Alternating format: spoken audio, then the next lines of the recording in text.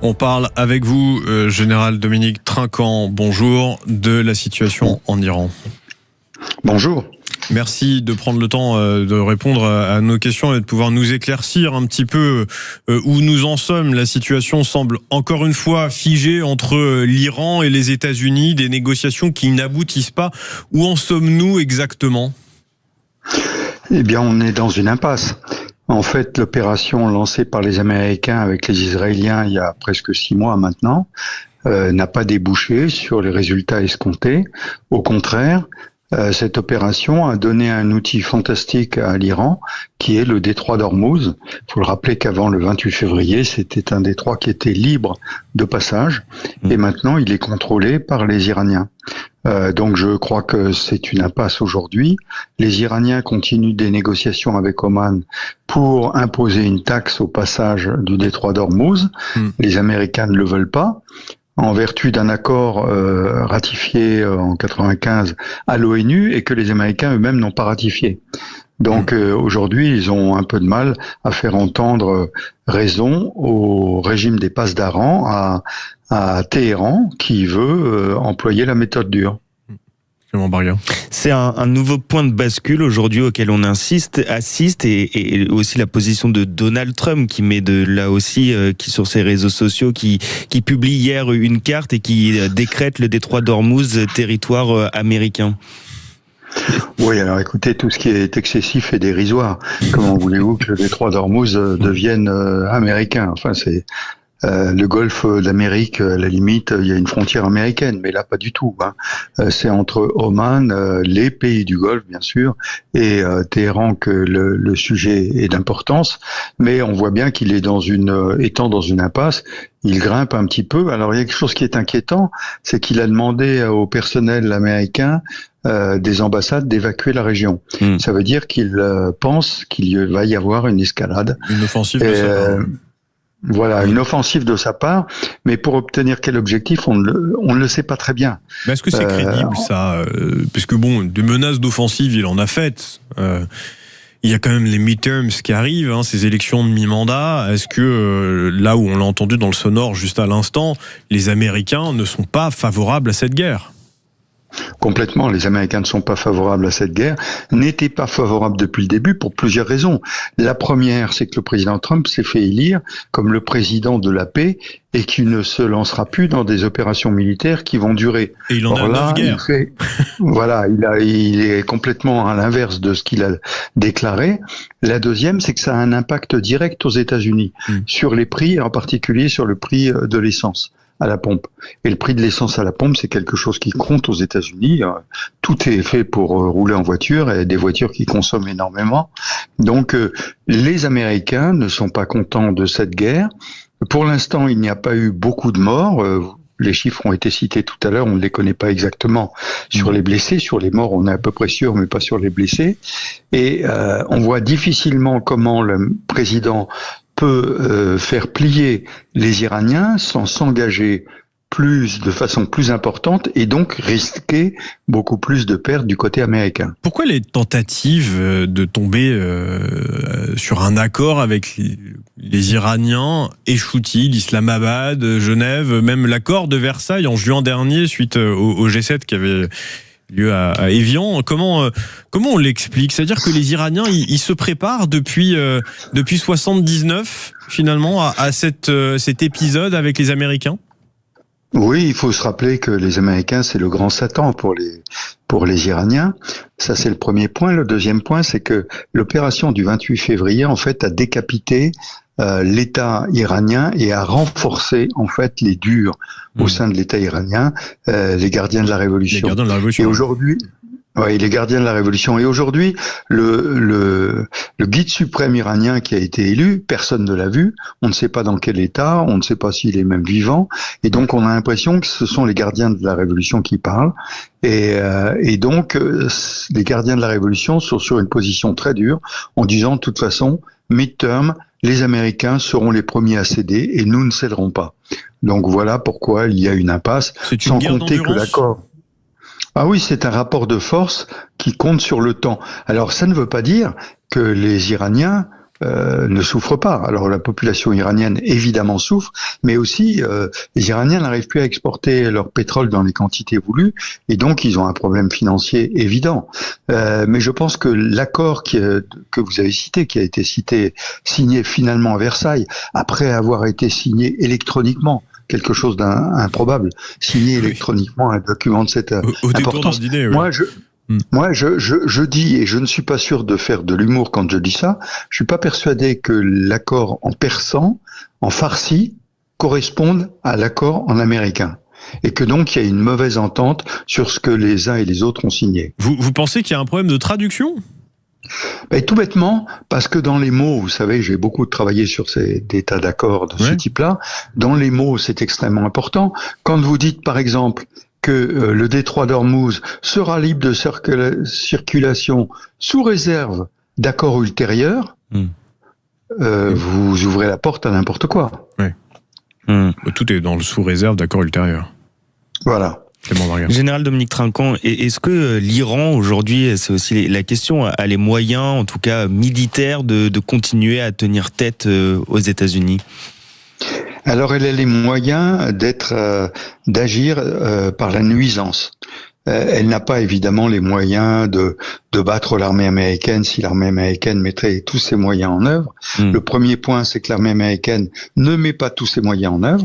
Elle n'emploie que la force aérienne et navale, pas terrestre, parce qu'elle ne veut pas avoir de pertes au sol. Donc ça, c'est le premier point. Les Américains limitent leur action. Le deuxième point, c'est que les Iraniens sont capables de frapper dans le pourtour du Golfe, voire ailleurs, avec des moyens limités, mais suffisants. J'entends par là 2 missiles, 3 missiles par jour qui vont atteindre leur objectif. C'est quelque chose de catastrophique pour les pays de la région du Golfe. D'ailleurs, les Iraniens viennent de lancer un avertissement en disant « Attention à tous les pays qui aideraient les Américains ». Or, évidemment, les Américains ont des bases dans le Golfe et donc, naturellement, ils seront aidés par les pays du Golfe. Donc, les Iraniens ont cette capacité-là. Ils ont cette capacité-là en propre, mais aussi par les Houthis, par le Hezbollah, voire par le Hamas, mais maintenant le Hamas est quand même beaucoup réduit. Et donc, cette capacité de nuisance est toujours présente de la part du gouvernement de Téhéran. Il semblerait que la France soit aujourd'hui la seule force militaire d'un État autre que ceux que vous venez de citer, encore présent militairement dans la zone. Pourquoi nous, on s'obstine à rester alors même que les Américains désertent ? Alors le premier point, c'est que nous avons des accords avec les pays de la région et nous sommes fidèles à nos accords, en particulier les Émirats Arabes Unis.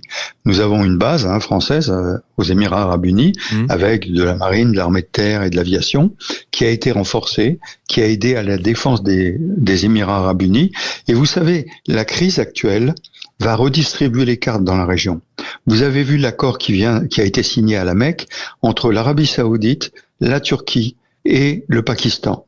Et pour que l'Arabie Saoudite signe un accord avec 2 autres intervenants, dont l'un au particulier fait partie de l'OTAN, ça montre la défiance qu'ils ont vis-à-vis des États-Unis. Eh bien, nous ne souhaitons pas que nos alliés aient une défiance vis-à-vis de la France, et c'est pour ça que la France reste engagée auprès de ses alliés dans la région. Mais est-ce qu'on risque pas d'être une victime collatérale de ce non-accord avec les États-Unis et l'Iran, notamment avec nos forces opérationnelles envoyées en Irak pour continuer à maintenir une certaine forme de surveillance et qui, des informations que nous avons, des militaires se font canarder par des drones kamikazes sur leur base militaire? Écoutez, je pense que dans cette situation, il faut être ferme. Le régime de Téhéran est un régime terroriste, sans aucun doute. Tout le monde le dit, la France en tête. Donc n'ayons pas peur de ce mouvement terroriste. À force de, pardonnez-moi, à baisser la culotte, on finit par tout perdre. Ouais. Donc il faut tenir face au régime terroriste. Ouais, mais ça va être quoi les risques pour l'Europe, pour la France, si ça continue de s'enliser? Alors les premiers risques économiques, ils sont pour la terre entière. Et ils sont, oui, mais ils sont singulièrement plus pour l'Asie que pour nous. Il faut rappeler que le Golfe, le pétrole et le gaz du Golfe, nous en sommes peu dépendants. Plus du gaz que du pétrole, mais très peu pour le pétrole. Donc, nous sommes moins dépendants que d'autres économiquement. Ça, c'est le premier point. Le deuxième point, c'est qu'on a évidemment la crainte d'un régime terroriste qui peut faire n'importe quoi. Mais je le répète, ça n'est pas en cédant devant des gouvernements terroristes que nous assurerons notre sécurité. Comme je le dis dans mon prochain livre, n'ayons pas peur. N'ayons pas peur, il faut tenir ferme face à ces régimes terroristes.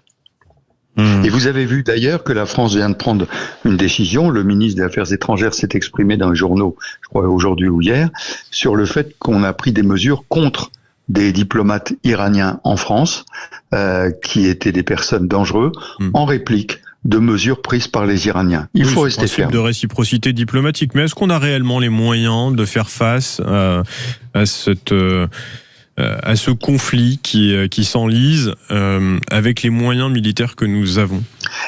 Alors, simplement, ce conflit n'est pas le nôtre. Il faut rappeler que les Américains ont lancé ce conflit avec les Israéliens sans concertation. Par le biais de l'OTAN. Oui, mais ils ne nous entraîneront pas dedans. Nous assurons la défense, en particulier des Émirats arabes unis. Oui, nous proposons d'assurer le passage dans le détroit d'Ormuz lorsqu'il y aura un accord. Pour l'instant, il n'y a pas d'accord, donc on ne peut pas le faire. Mais on est prêt à contribuer lorsque la paix se rétablira là-dedans. Ceci étant, il faut rester ferme face au régime terroriste iranien. Vu la situation aujourd'hui, Général Dominique Trinquant, est-ce que vous diriez que vous êtes plus inquiet aujourd'hui qu'il y a encore quelques semaines ? Oui, certainement. Je suis plus inquiet parce que je pensais que les Américains avaient suffisamment, même si on n'approuvait pas leur opération, avaient suffisamment analysé les choses avec les Israéliens pour pouvoir renverser le régime de Téhéran. Apparemment, ça n'en prend pas du tout la tournure. On a plutôt renforcé le régime de Téhéran et on a ouvert une boîte de Pandore sur les détroits. Alors, vous avez le détroit d'Ormuz, demain il y aura le détroit de Malacca, il y aura le canal de Mozambique. Chacun va vouloir prendre des gages, et comme le font les Houthis actuellement dans le détroit de Bab el-Mandeb. Donc, je pense que nous sommes dans un monde nouveau, dans lequel les règles anciennes ne comptent plus, et il faut redistribuer les cartes, et pour cela, être capable de discuter entre nous pour pouvoir mettre en place les cartes. Et c'est pas vraiment ce que fait Monsieur Trump, où il ne discute avec personne. Et qui ne veut pas d'ailleurs, qui dit là il n'y a pas de négociation, il n'y a pas de discussion prévue à l'ordre du jour. Oui, alors que, je le rappelle, lorsque l'accord a été signé, ils avaient 60 jours pour s'entendre.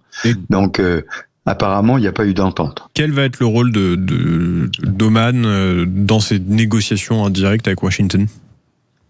Alors, Oman est dans une situation difficile. Il a été le premier intermédiaire pour les négociations avec les Iraniens, mais aussi, il est l'autre riverain du détroit d'Ormuz. Oui. Or, les Iraniens aujourd'hui disent à Oman, eh bien, écoutez, on prend chacun notre couloir, un couloir d'entrée, un couloir de sortie, on fait payer une taxe, et l'affaire est entendue. Au passage, je rappelle que la liberté de circulation dans le détroit d'Ormuz n'est pas quelque chose de très ancien. Ça correspond au milieu des années 90 à la mondialisation heureuse. La mondialisation heureuse est terminée. Donc merci. Il va falloir remettre les cartes. Merci beaucoup, Général Dominique Trinquant, je le rappelle. Merci beaucoup, l'ancien chef de la mission française auprès de l'ONU, c'est ça. Merci beaucoup. Merci beaucoup. Merci Clément Barguin. On se dit à demain pour le 12-13. À demain. Et puis, vous continuez à nous appeler au 0826 300 300. On va se retrouver demain matin à partir de 10h pour les débats de l'été qui continuent jusqu'à la fin de ce mois d'août. Je vous souhaite une très belle journée, un bon appétit si vous êtes à table. Merci à toute l'équipe qui prépare cette émission, Clément Barguin notamment, à Albin Texera, Antoine Dizy, Louis Randazzo, Anthony Urvois à la réalisation, Zach qui était au standard. Merci aussi à Alexandre Saint-Etienne qui est au digital et qui répond à toutes vos questions. Vous avez vu, il y a quand même une grosse équipe qui m'accompagne pour vous proposer ce rendez-vous. Merci infiniment, à demain.